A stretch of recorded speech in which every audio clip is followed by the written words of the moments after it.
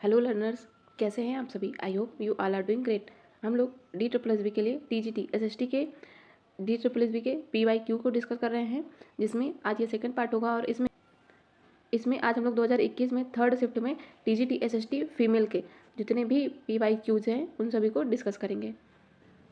जिसमें पहला क्वेश्चन है कि चौरी चौरा की घटना कब हुई थी। तो ये होती है 4 फरवरी 1922 को। यदि बात करें चौरी चौरा घटना की, तो असहयोग आंदोलन के टाइम पे होती है। असहयोग आंदोलन की शुरुआत कब होती है? ये होती है 1920 में। तो असहयोग आंदोलन के समय गोरखपुर में ही चौरी चौरा में बाजार से गुजर रहे शांतिपूर्ण जुलूस को पुलिस ने रोककर लाठीचार्ज कर दिया था। और इसी के परिणाम स्वरूप जो भीड़ थी उसने चौरी चौरा में स्थित एक पुलिस थाना था उसमें आग लगा दी थी, जिसमें कई पुलिसकर्मी जलकर मर गए थे। और इसी घटना के पश्चात महात्मा गांधी ने असहयोग आंदोलन को 12 फरवरी 1922 को वापस ले लिया गया था। नेक्स्ट है, निम्नलिखित में से कौन सा कथन भारत में जमींदारी व्यवस्था के बारे में सही है? सही बताना है। जिसमें पहला कहता है कि जमींदारी उन्मूलन बिल 1949 में पेश किया गया था। करेक्ट है ये। दूसरा कहता है कि इसे जवाहरलाल नेहरू तथा जीबी पंत के शक का सामना करना पड़ा था। तो इसका दूसरा भी सही है। तीसरा कहता है कि इसका उद्देश्य क्या था? तो जमींदारी व्यवस्था को फिर से स्थापित करना। तीसरा गलत है, पहला और दूसरा सही है। तो इसलिए इसमें हो जाएगा ऑप्शन सी। नेक्स्ट है, फ्रांस में तीसरे स्टेट को नेशनल असेंबली घोषित करने वाले प्रस्ताव को किसने मंजूरी दी थी? तो ये मंजूरी दी गई थी CS के द्वारा। तो तीसरे स्टेट प्रतिनिधि स्वयं को वो संपूर्ण फ्रांसीसी राष्ट्र का प्रवक्ता मानते थे। और 20 जून को तीसरे स्टेट के लोग मिराबियो और आबे CS के नेतृत्व में टेनिस कोर्ट में एकत्र हुए और स्वयं को उन्होंने नेशनल असेंबली घोषित कर दिया तथा शपथ लिया कि जब तक सम्राट की शक्तियों को कम करने वाला संविधान नहीं बनाया जाएगा तब तक असेंबली भंग नहीं होगी। नेक्स्ट है, फ्रांसीसी क्रांति के संबंध में निम्नलिखित में से कौन सा सही नहीं है? जिसमें पहला है कि फ्रांसीसी क्रांति लुई 15वें के शासनकाल में हुई थी। तो इसका पहला ही गलत है, क्योंकि फ्रांसीसी क्रांति लुई 16वें के टाइम पे हुई थी और यह घटनाओं की एक श्रृंखला थी। तो दूसरा करेक्ट है, लेकिन पहला गलत है। और तीसरा कहता है कि यह वित्तीय संकट क्रांति के कारणों में से एक था। तो इसका दूसरा एंड तीसरा सही है, पहला गलत है। नेक्स्ट है, भारत पर शासन करने की शक्ति ईस्ट इंडिया कंपनी से ब्रिटिश ताज को एक अधिनियम के माध्यम से पारित की गई थी। कब? तो ये की गई थी 1858 के अधिनियम के द्वारा। नेक्स्ट है, व्यक्तिगत सिद्धांत के तहत सतारा पर कब्जा कब किया गया था? तो ये किया गया था 1848 में। नेक्स्ट है, 1917 की रूस की क्रांति का नारा क्या था? तो ये था शांति, भूमि, रोटी और लोकतंत्र, मतलब कि peace, land, bread and democracy. और रूस की क्रांति की बात करें तो यह क्रांतियों की एक श्रृंखला है जो 20वीं शताब्दी में शुरू हुई थी और यह 1905 में शुरू हुआ और 1917 में यह समाप्त हुआ था। इसने रूस में राजशाही को समाप्त कर दिया था और दुनिया में पहले संवैधानिक रूप से साम्यवादी राज का निर्माण भी किया था। नेक्स्ट कहता है कि जॉन के ने बुनाई की प्रक्रिया को तेज करने के लिए फ्लाइंग शटल का आविष्कार किया था। कब? तो ये क्या था 1733 में। तो 1941 तक भारत में 35% से अधिक फ्लाइंग शटल लग चुके थे। और कहाँ कहाँ पे? त्रावणकोर, मद्रास, मैसूर, कोचीन, बंगाल आदि क्षेत्रों में ऐसे हथकरघे 70% से 80% लगे हुए थे। नेक्स्ट हम बात करेंगे साइमन विरोधी आंदोलन का नारा क्या था। तो जब साइमन कमीशन भारत आता है तो जितने साइमन कमीशन के जितने भी मेंबर होते हैं वो सभी अंग्रेज होते हैं, इसलिए साइमन कमीशन का भारत में विरोध किया जाता है और साइमन गो बैक का नारा लगाया जाता है। नेक्स्ट है, 13 अप्रैल 1919 को जलियांवाला बाग कांड में किसने गोली चलवाई थी? तो ये चलवाई थी जनरल डायर ने। नेक्स्ट है, किस कारण ने रूसी अर्ध सामंती व्यवस्था को समाजवादी व्यवस्था में परिवर्तित कर दिया था? तो इसमें हो जाएगा रूस में सीमित औद्योगिकीकरण, मतलब कि option A is the right option. दूसरा कहता है कि कृषि में प्रयुक्त सुव्यवस्थित प्रौद्योगिकी। तो इसका दूसरा गलत है, पहला सही है। नेक्स्ट है, अक्टूबर घोषणा पत्र किस क्रांति में जारी किया गया था? तो ये किया गया था रूसी क्रांति 1905 में। तो अक्टूबर घोषणा पत्र ये 1905 में रूसी क्रांति के दौरान जारी किया गया था। इस समय रूस में जार निकोलस द्वितीय का शासन था, मतलब कि 1905 में, और यह एक निरंकुश और स्वेच्छाचारी शासक था। अक्टूबर घोषणा पत्र यह जार निकोलस के साथ किया गया एक समझौता था जिसमें जो निर्वाचित संसद थी, मतलब कि ड्यूमा का प्रावधान किया गया था। और यदि बात करें हम 1926 के तख्ता पलट की, तो इसे 28 मई की क्रांति भी कहा जाता है और ये पुर्तगाल में हुई थी। 1895 की उदारवादी क्रांति की बात करें तो आधुनिक इक्वेडर का उदय हुआ था और इसका नेतृत्व एलोय अल्कारो के द्वारा किया गया था। नेक्स्ट है, 1851 की चिली क्रांति की बात करें तो चिली में रूढ़वादी सरकार के खिलाफ क्रांति का नेतृत्व उदारवादियों ने किया था। नेक्स्ट है बारदोली सत्याग्रह का नेतृत्व किसने प्रदान किया था? तो ये किया गया था सरदार वल्लभ भाई पटेल के द्वारा। बारदोली सत्याग्रह होता कब है? तो ये होता है 1928 में। नेक्स्ट है किसकी स्थापना 1938 में जवाहरलाल नेहरू के नेतृत्व में की गई थी? तो ये की गई थी नेशनल प्लानिंग कमेटी की। तो इसका हो जाएगा ऑप्शन सी। नेक्स्ट है फ्रांसीसी क्रांति के दौरान की गई शिकायतों की सूची को किसके रूप में जाना जाता था? तो इसे कैहियर्स डी डोलियंस के रूप में जाना जाता था। नेक्स्ट है 1923 में स्वराज पार्टी की स्थापना होती है, किसके द्वारा की जाती है? तो ये की जाती है सी आर दास तथा मोतीलाल नेहरू के द्वारा। तो इसमें दोनों करेक्ट होंगे, तो इसलिए इसमें हो जाएगा ऑप्शन डी। नेक्स्ट है टुलूज के किसने 1788 में कैलोन का स्थान लिया था? तो ये लिया था आर्क बिशप ने। नेक्स्ट है यूएसएसआर मतलब की बात कर रहा है रूस की प्रथम पंचवर्षीय योजना किस वर्ष लागू की गई थी? तो यदि बात करें प्रथम पंचवर्षीय योजना की तो ये लागू की गई थी 1927 में। तो प्रथम पंचवर्षीय योजना का प्रारंभ होता है 1927 से और इसी दौरान सरकार ने औद्योगिक विकास को बढ़ावा दिया था तथा द्वितीय पंचवर्षीय योजना का समय बात करें तो ये था 1933 से लेकर 1938 तक। नेक्स्ट है किसकी घटना 14 जुलाई 1789 को होती है? तो ये होती है बास्तील की। तो इसका हो जाएगा ऑप्शन ए। नेक्स्ट है ब्रेस्ट लिटोवस्क की संधि किसके किसके मध्य होती है? तो ये होती है रसिया एंड जर्मनी के बीच। कब होती है? तो ये होती है 3 मार्च 1918 को। नेक्स्ट है निम्नलिखित में से कौन समाजवादी दार्शनिक नहीं है? तो इसमें हो जाएंगे डेविड रिकार्डो। यदि हम बात करें समाजवादी लोग की तो समाजवादी लोग वे लोग होते हैं जो समाजवाद के दर्शन में विश्वास करते हैं और डेविड रिकार्डो ये एक ब्रिटिश राजनीतिक अर्थशास्त्री थे। नेक्स्ट है 26 जून 1945 को संयुक्त राष्ट्र चार्टर पर हस्ताक्षर किया गया था। यह हस्ताक्षर किया गया था कहाँ पे? तो ये किया गया था सैन फ्रांसिस्को में। नेक्स्ट है द्वितीय विश्व युद्ध के संदर्भ में ब्रिटेन और फ्रांस ने किस वर्ष जर्मनी के खिलाफ युद्ध की घोषणा करी थी? तो ये की गई थी 1939 में। नेक्स्ट है उष्ण कटिबंधीय चक्रवात बेजियो किस देश से संबंधित है? तो ये है फिलीपींस से। नेक्स्ट है मेन कैफे किसकी आत्मकथा है? तो ये है एडोल्फ हिटलर की। नेक्स्ट है इसकी सतह शुष्क गर्म और ज्वालामुखी है। इसकी घूर्णन अवधि लगभग 243 डेज है। दिए गए कथन किस ग्रह का उल्लेख करते हैं? तो ये है शुक्र ग्रह से संबंधित। यदि हम इसके परिभ्रमण की बात करें तो ये है 22.4 डेज में ये पूरी करता है परिभ्रमण। और इसका औसत घनत्व द्रव्यमान तथा आकार में यह पृथ्वी के समान होने के कारण इसे पृथ्वी की जुड़वा ग्रह भी कहा जाता है। और शुक्र यह अपने अक्ष पर विपरीत दिशा में मतलब कि पूरब से पश्चिम घूर्णन करता है और इसका कोई उपग्रह भी नहीं है। नेक्स्ट है पवन गुलाब एक आरेख है जिसका उपयोग जलवायु डेटा का प्रतिनिधित्व करने के लिए किया जाता है। इस आरेख में केंद्र से अधिकतम कितनी रेखाएं खींची जा सकती हैं? तो इसमें हो जाएगा 16 रेखाएं। नेक्स्ट है निम्नलिखित में से कौन सी घटना जल विज्ञान चक्र में शामिल नहीं है? तो ये हो जाएगा अपघटन मतलब कि डिकम्पोजिशन। नेक्स्ट है प्रथम विश्व युद्ध के संदर्भ में निम्नलिखित में से कौन सा कथन सही है? तो इसमें पहला कहता है कि 1904 में एंग्लो फ्रांसीसी एंटेट पर हस्ताक्षर किए गए थे, करेक्ट है। दूसरा कहता है कि 1907 में एंग्लो रूसी एंटेट का गठन किया गया था, तो इसका दूसरा भी सही है। नेक्स्ट है निम्नलिखित में से द्वितीय विश्व युद्ध का क्या कारण रहा है? तो इसमें सामूहिक सुरक्षा प्रणाली तथा निरस्त्रीकरण की विफलता ये दोनों ही सेकेंड वर्ल्ड वॉर के कारण रहे हैं। तो यदि हम सेकेंड वर्ल्ड वॉर के प्रमुख कारणों की बात करें तो इसके कारण में थे एक तो था वर्साई की संधि और इसे द्वितीय विश्व युद्ध का गर्भगृह भी कहा जाता है। संयुक्त राष्ट्र की विफलता 1929 की महामंदी भी इसका कारण रहा है। फांसीवाद और नाजीवाद का उदय, तुष्टीकरण की नीति, सामूहिक सुरक्षा प्रणाली तथा निरस्त्रीकरण की विफलता ये सभी सेकेंड वर्ल्ड वॉर के कारण रहे हैं। नेक्स्ट है निम्नलिखित में से कौन सा पारिस्थितिक पिरामिड का प्रकार है? तो इसमें संख्या पिरामिड तथा बायोमास पिरामिड दोनों होंगे। तो यदि हम बात करें पारिस्थितिक पिरामिड के तो 3 प्रकार के होते हैं, संख्या पिरामिड, बायोमास पिरामिड और ऊर्जा पिरामिड। नेक्स्ट है प्लेट विवर्तनिकी सिद्धांत निम्नलिखित में से प्रमुख वैज्ञानिक अवधारणा पर आधारित है, किस पर आधारित है? तो यह महाद्वीपीय विस्थापन की अवधारणा तथा समुद्र तल के प्रसार की अवधारणा इन दोनों पर आधारित है। नेक्स्ट है पृथ्वी के किस क्षेत्र को निम्न वेग का क्षेत्र कहा जाता है? तो हो जाएगा ऊपरी मेंटल का क्षेत्र। और अपर मेंटल तथा लोअर क्रस्ट को मोह असंबद्धता के द्वारा अलग किया जाता है। निम्नलिखित में से कौन सा कारक समुद्री जल के घनत्व को नियंत्रित नहीं करता? तो ये उसका क्षेत्र जो कि समुद्री जल को नियंत्रित नहीं करता है, बाकी लवणता, तापमान तथा दबाव ये सभी समुद्री जल के घनत्व को नियंत्रित करते हैं।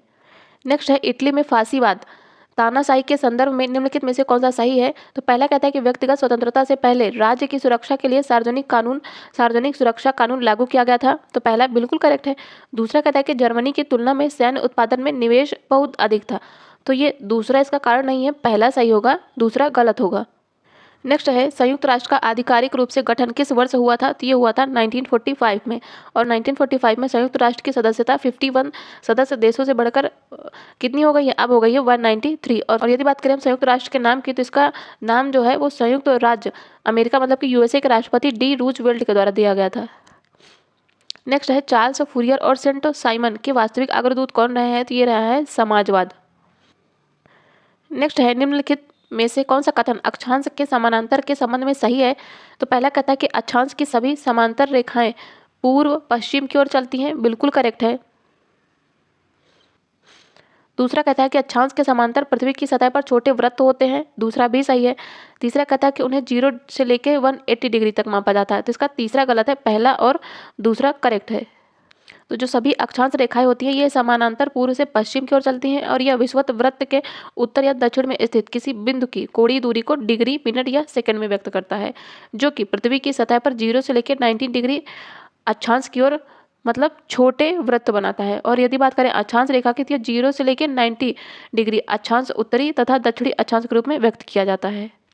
नेक्स्ट है किसी पदार्थ के द्रव्यमान के एक स्थान से दूसरे स्थान पर जाने पर ऊष्मा का स्थानांतरण कहलाता है, क्या कहलाता है? तो ये कहलाता है कन्वेक्शन मतलब कि संवहन। नेक्स्ट है लाभ के स्रोत के रूप में निजी संपत्ति के खिलाफ कौन थे? तो इसमें समाजवादी थे, तो इसका हो जाएगा only one, option A. Next है भारतीय उष्णकटिबंधीय आर्द्र पर्णपाती वन के संबंध में निम्नलिखित में से कौन सा सही है? तो इनके लिए औसत वार्षिक वर्षा 250 सेंटीमीटर से अधिक चाहिए होती है, तो ये गलत है। दूसरा कहता है कि सागौन प्रमुख प्रजातियां इनमें से हैं, तो दूसरा करेक्ट है। तीसरा कहता है कि ये प्रायद्वीप के उत्तर पूर्वी भागों में पाए जाते हैं, तो इसका तीसरा भी सही है, तो इसमें हो जाएगा option D, second and third. तो यदि हम बात करें भारतीय उष्णकटिबंधीय आर्द्र पर्णपाती वनों की, तो ये उन क्षेत्रों में पाए जाते हैं जहां वर्षा 100 से 2 सेंटीमीटर के जहां पे वर्षा 100 से 200 सेंटीमीटर के बीच में होती है। और ये वन उत्तर पूर्वी राज्यों और हिमालय के गिरिपथ, पश्चिमी घाट के पूर्वी ढाल और उड़ीसा में पाए जाते हैं। इनमें सागवन, साल, शीशम, हर्रा, महुआ, आंवला, सेमल, कुसुम, चंदन आदि प्रजातियां पाई जाती हैं। नेक्स्ट है छोटा नागपुर पठार भारत के निम्नलिखित में से किस राज्य को अंतस्थ नहीं करता है? तो इसके अंतर्गत एमपी नहीं आता है। और छोटा नागपुर पठार की सबसे उच्चतम चोटी है पारसनाथ। भारत का कौन सा राज्य देश में कागज का तीसरा सबसे बड़ा उत्पादक है? तो ये हो जाएगा पश्चिम बंगाल। तीसरा अगर पश्चिम बंगाल है तो पहला दूसरा कौन है? तो पहला महाराष्ट्र है एंड सेकंड पर है आंध्र प्रदेश। नेक्स्ट है जेमू हिमनद भारत के किस राज्य में है? तो ये है सिक्किम में। नेक्स्ट है नागार्जुन सागर बांध किस नदी पर बनाया गया है? तो ये बनाया गया है कृष्णा नदी पर। और यदि हम बात करें अलमट्टी और श्रीशैलम की, तो ये भी कृष्णा नदी पर है। हीराकुंड और रविशंकर ये महानदी पर है। जायकावाड़ी, पोजमपाद बांध, रामा गुंडम परियोजना ये सभी गोदावरी नदी पर है। नेक्स्ट है जवाहर सुरंग नामक एक सड़क सुरंग किस दर्रे में स्थित है? तो ये है बनिहाल दर्रे में। नेक्स्ट है 2011 की जनगणना के अनुसार भारत में सबसे कम आबादी वाला राज्य कौन सा है? तो ये हो जाएगा सिक्किम।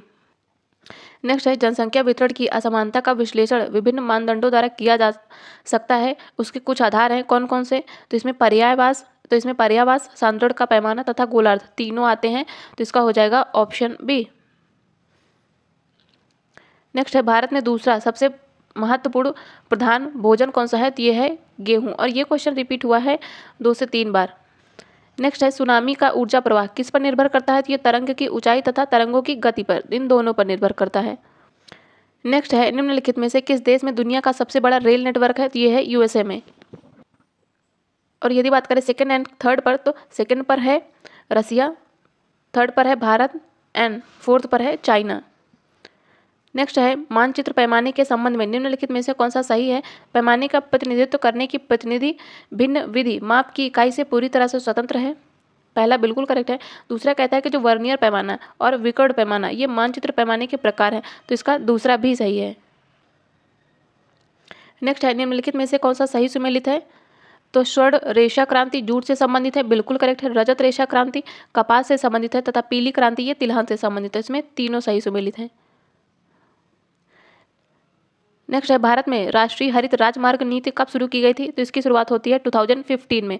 29 सितंबर 2015 में भारत में राष्ट्रीय हरित राजमार्ग नीति की शुरुआत की जाती है। नेक्स्ट है निम्नलिखित में से कौन आपदा न्यूनीकरण और प्रबंधन के घटक है? तो इसमें आएगा जोखिम विश्लेषण, आलोचनीयता विश्लेषण तथा खतरा विश्लेषण। तो इसमें हो जाएंगे 1, 2 एंड 3। और 1 जून 2016 को राष्ट्रीय आपदा प्रबंधन योजना जारी की गई थी तथा इस योजना में 2015 से 30 की अवधि में आपदा जोखिम में कमी लाने के लिए सेंडाई फ्रेमवर्क में इंगित उपागम को भी अपनाया गया था। नेक्स्ट हम बात करेंगे कौन सी मिट्टी फेरिक ऑक्साइड की उपस्थिति से अपना रंग प्राप्त करती है? तो ये हो जाएगा रेड सॉइल। लाल मिट्टी, इसके विस्तार की बात करें तो ये देश में लगभग 6.1 लाख मतलब कि 18.6% भू क्षेत्र पर फैली है और यह मृदा देश की सेकंड विशालतम मृदा है और इसका विकास आर्कियन ग्रेनाइट नीच तथा कुड़प्पा और विंध्यन बेसिन तथा धारवाड़ शैलों की अवसादी शैलों के ऊपर बना है। नेक्स्ट है स्थानीय पवन क्षेत्र है, इनका निम्नलिखित में से कौन सा युग्म सही है? तो संता आना कहाँ चलती है? ये जापान में ही चलती है, ये चलती है कैलिफोर्निया में। तो इसका पहला गलत हो जाएगा। चिनूक यूएसए से संबंधित है, फोन स्विट्जरलैंड से संबंधित है। तो इसका दूसरा और तीसरा सही सुमेलित है। तो यदि हम कुछ अन्य प्रचलित पवनों की बात करें तो खमसिन कहाँ चलती है? मिस्र के उत्तरी भाग में। हरमट्टन ये सहारा मरुस्थल में चलती है। डॉक्टर विंड ये गिनी के तट पर चलती है। यदि बात करें नॉर्वेस्टर की तो ये न्यूजीलैंड में चलती है और मिस्टल की बात करें तो ये फ्रांस और रोन घाटी में चलती है तथा नार्दर ये यूएसए की प्रचलित पवन है और लेवेंटर ये स्पेन में चलती है तथा नोवाडास का संबंध है इक्वाडोर जो कि साउथ अमेरिकन कंट्री है। नेक्स्ट है निम्नलिखित में से कौन से संस्थागत कारक किसी क्षेत्र की कृषि को प्रभावित करते हैं? तो इसमें स्वामित्व और भूमि काश्तकारी ये दोनों ही प्रभावित करते हैं। नेक्स्ट है औद्योगिक अवस्थिति के न्यूनतम लागत सिद्धांत के विकास के संबंध में निम्नलिखित में से कौन सी धारणा सही है? पहला कहता है कि कच्चा माल कुछ ही स्थानों पर प्राप्त होता है, करेक्ट है। दूसरा कहता है कि श्रम आपूर्ति स्थिर है, तो इसका दूसरा भी सही है। तीसरा कहता है कि जो बाजार है ये केवल विशिष्ट स्थानों पर ही मौजूद होते हैं, तो इसका तीसरा भी सही है। तो इसमें 1, 2 एंड 3 तीनों कथन सही हैं। नेक्स्ट है बाढ़ से बचाव के उपाय के रूप में भवन का निर्माण समुद्र तट से न्यूनतम कितनी दूरी से होना चाहिए? तो ये होना चाहिए 250 मीटर दूर पर। नेक्स्ट बात करेंगे निम्नलिखित में से किस वर्ष में जनता पार्टी भारत में केंद्र में सत्ताधारी पार्टी बनी थी? तो ये बनी थी 1977 में। नेक्स्ट है निम्नलिखित में से कौन सा मुद्रा आपूर्ति समय बृहद मुद्रा को व्यक्त करता है? तो ये हो जाएगा M3 एंड M4। तो यदि हम बात करें M3 एंड M4 की तो ये मुद्रा की व्यापक धारणाएं हैं और M4 और यदि बात करें M4 की तो यह M3 से व्यापक है और M4 में M3 के अतिरिक्त डाक खानों की जमाओं को शामिल किया जाता है। यदि बात करें M4 की तो M4 = M3 प्लस डाक खानों की कुल जमाएं आती हैं। M3 में M1 प्लस व्यापारिक बैंकों की निवल सावधि जमाएं आती हैं और M1 में जनता के पास करेंसी प्लस मांग जमाएं और प्लस रिजर्व बैंक के पास अन्य जमाएं आती हैं। नेक्स्ट है भारतीय संविधान का कौन सा अनुच्छेद राज्यपाल के कार्यकाल की अवधि से संबंधित है? तो ये हो जाएगा आर्टिकल 156। यदि हम बाकियों की बात करें तो आर्टिकल 162 ये राज्य में कार्यपालिका की शक्ति के विस्तार से संबंधित है। वह आर्टिकल 160 में कुछ आकस्मिकताओं में राज्यपाल के कृत्यों के निर्वहन का वर्णन है तथा आर्टिकल 148 ये भारत के नियंत्रक के महालेखा परीक्षक से संबंधित है। नेक्स्ट है निम्नलिखित में से कौन भारत सरकार द्वारा जारी एक प्रकार का ट्रेजरी बिल है? तो इसमें हो जाएंगे 19 डेज ट्रेजरी बिल, तो इसका हो जाएगा ऑप्शन सी और ये क्वेश्चन भी रिपीटेड है। नेक्स्ट है निम्नलिखित में से कौन सी तकनीक निजीकरण को व्यक्त करती है? तो इसमें निजी शेयर की बिक्री तथा सरकारी संपत्ति की बिक्री, तो ये दोनों ही निजीकरण को व्यक्त करते हैं, तो इसका हो जाएगा ऑप्शन बी। नेक्स्ट है बहुजन समाज पार्टी के संस्थापक कौन थे? तो ये थे कांसीराम। इसकी स्थापना कब होती है? 14 अप्रैल 1984 को। नेक्स्ट है भारतीय संविधान की समवर्ती सूची में 1 से कितने अंक तक वाले विषय शामिल हैं? तो इसमें शामिल है 1 से 47 अंक तक वाले। यदि बात करें भारतीय संविधान की समवर्ती सूची की तो इसमें 47 विषय हैं और 42nd अमेंडमेंट एक्ट 1976 के बाद इन विषयों की संख्या बढ़कर अब 52 हो गई है। और समवर्ती सूची ली किससे गई है? तो ये ली गई है ऑस्ट्रेलिया से। नेक्स्ट है निम्नलिखित में से कौन सी वस्तु भारतीय संविधान की समवर्ती सूची का हिस्सा है? तो इसमें हो जाएगा विवाह और तलाक, ये समवर्ती सूची के अंतर्गत आते हैं। और पशुपालन राज्य सूची का विषय है तथा सशस्त्र बल व नागरिकता ये संघ सूची के अंतर्गत आते हैं। नेक्स्ट है संघीय व्यवस्था के संदर्भ में निम्नलिखित में से कौन सा सही नहीं है? तो इसमें पहला है शक्ति का मुख्य अधिकार केंद्र सरकार के पास होता है, तो इसका पहला ही सही नहीं है। दूसरा कहता है कि शक्ति का स्वरूप अस्थायी होता है, ये तो करेक्ट है। संगठक इकाइयों की अपनी सुपरिभाषित शक्ति होती है, दूसरा भी करेक्ट है। और शक्ति घटक इकाइयों में निहित होते हैं, तो इसका तीसरा भी सही है। लेकिन पहला गलत है। तो यदि बात करें हम संघीय सरकार की, तो एक संघीय सरकार वह होती है जिसमें संविधान के द्वारा ही राष्ट्रीय सरकार और क्षेत्रीय सरकारों के बीच शक्तियों को विभाजित किया जाता है और दोनों स्वतंत्र रूप से अपने अपने अधिकार क्षेत्र में काम करते हैं। नेक्स्ट है DRABC। एक आपदा के बाद प्राथमिक उपचार की स्थिति के लिए एक प्राथमिक मूल्यांकन और कार्य योजना है। निम्नलिखित में से कौन सा DRBC का सही विस्तार है?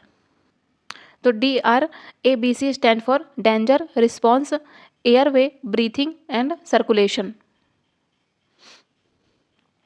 नेक्स्ट है निम्नलिखित में से कौन सा दल भारत का सबसे पुराना राजनीतिक दल है? तो ये हो जाएगा भारतीय राष्ट्रीय कांग्रेस और इसकी स्थापना होती है 1885 में। नेक्स्ट है एक राष्ट्र की प्रति व्यक्ति आय का निर्धारण किसके द्वारा होता है? तो ये जनसंख्या के आकार तथा अर्थव्यवस्था के आकार, इन दोनों के ही द्वारा होता है। नेक्स्ट है भारत में हरित क्रांति का जनक किसे माना जाता है? तो ये हो जाएंगे डॉक्टर MS स्वामीनाथन। नेक्स्ट है ममता बनर्जी निम्नलिखित में से किस पार्टी से संबंधित हैं? तो ये संबंधित हैं अखिल भारतीय तृणमूल कांग्रेस के। नेक्स्ट है निम्नलिखित में से कौन सा युग्म राजनीतिक दल प्रतीक का सही है? तो इसमें हो जाएगा अखिल भारतीय तृणमूल कांग्रेस का प्रतीक क्या है? फूल और घास, करेक्ट है। दूसरा कहता है साम्यवादी भारतीय साम्यवादी दल का चश्मा, तो इसका दूसरा गलत है, पहला सही है। नेक्स्ट है निम्न में से कौन सा उपकरण भारत में मौद्रिक नीति का नहीं है?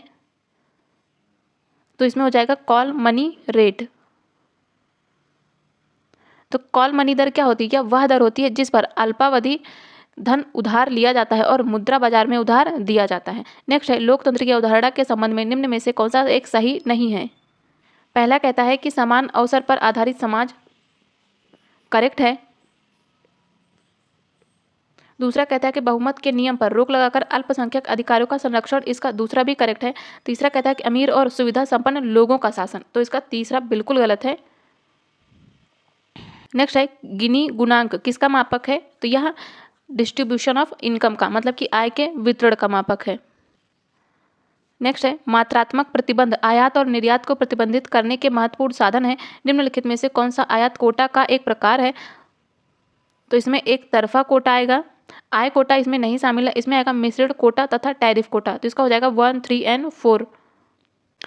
तो हम यदि बात करें प्रमुख प्रकार के आयात कोटों की, तो इसमें आएगा टैरिफ कोटा, एक तरफा कोटा, द्विपक्षीय कोटा, मिक्सिंग कोटा तथा आयात लाइसेंसिंग।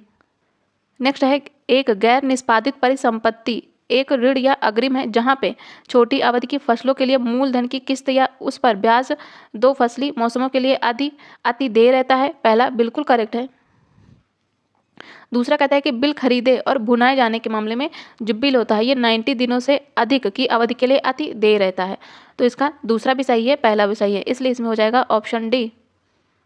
नेक्स्ट बात करेंगे भारतीय संविधान का निम्नलिखित में से कौन सा अनुच्छेद स्वतंत्रता के अधिकारों में शामिल नहीं है? तो इसमें हो जाएगा ऑप्शन ए आर्टिकल 18, क्योंकि ये स्वतंत्रता से नहीं, आर्टिकल 18 संबंधित है उपाधियों से, अंत से। नेक्स्ट है भारतीय संविधान की किस अनुसूची में राज्य एवं संघ शासित प्रदेशों से संबंधित प्रावधान है? तो ये है पहली अनुसूची में, अनुच्छेद 1 से लेकर 4 तक। नेक्स्ट है निम्नलिखित में से कौन सा सिद्धांत नीति के निर्देशक संविधान में वर्णित नहीं है? पहला कहता है कि सामान्य न्याय एवं निःशुल्क विधिक सहायता, करेक्ट है। दूसरा कहता है कि इसमें कृषि एवं पशुपालन का संगठन, ये भी सही है। ग्रामीण बैंकों का प्रचार प्रसार, ये DPSP में शामिल नहीं है, तो इसका ऑप्शन सी सही नहीं है। फोर्थ कहता है कि न्यायपालिका से कार्यपालिका का पृथककरण, तो इसके A, B, D सही है, ऑप्शन सी गलत है। नेक्स्ट है निम्नलिखित में से कौन से प्रतिनिधि लोकतंत्र के प्रकार हैं? तो इसमें अध्यक्षीय लोकतंत्र तथा संसदीय लोकतंत्र, ये दोनों ही प्रतिनिधि लोकतंत्र के प्रकार हैं। नेक्स्ट है निम्नलिखित में से कौन सा भारत की संविधान सभा का सदस्य था? तो इसमें जवाहरलाल नेहरू तथा सरदार वल्लभ भाई पटेल, ये दोनों ही भारत की संविधान सभा के मेंबर रहे हैं।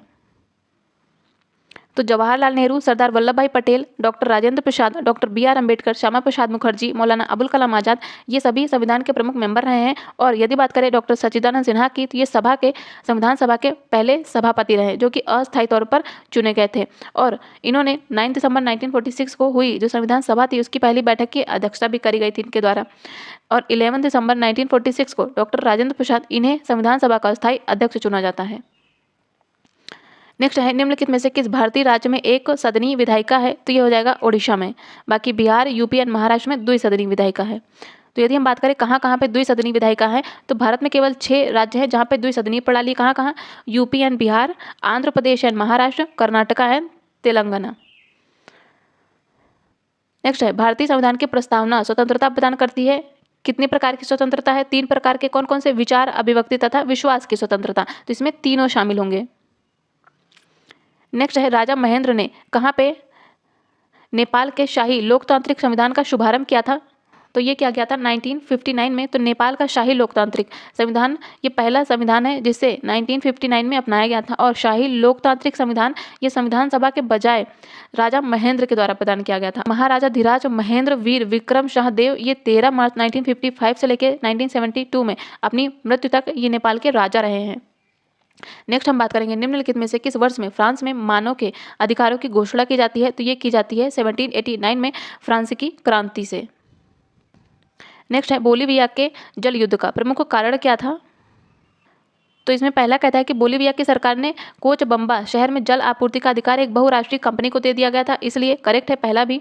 दूसरा कहता है कि अनेकों लोगों का पानी का मासिक बिल 1000 रुपये आने लगा था, जबकि लोगों की औसत आमदनी कितनी थी? 5000 रुपये महीने थी। तो इसका दूसरा भी सही है। तो हम लोगों ने 2021 के DSSB के TGT SST फीमेल के 3rd शिफ्ट में हुए जितने भी SST के क्वेश्चन हैं उन सभी को डिस्कस किया है। यदि आप लोगों को सेशन हेल्पफुल लगा हो तो प्लीज़ वीडियो को लाइक करिएगा, चैनल को सब्सक्राइब करिएगा और अपने फ्रेंड्स के साथ शेयर जरूर करिएगा। Thank you so much.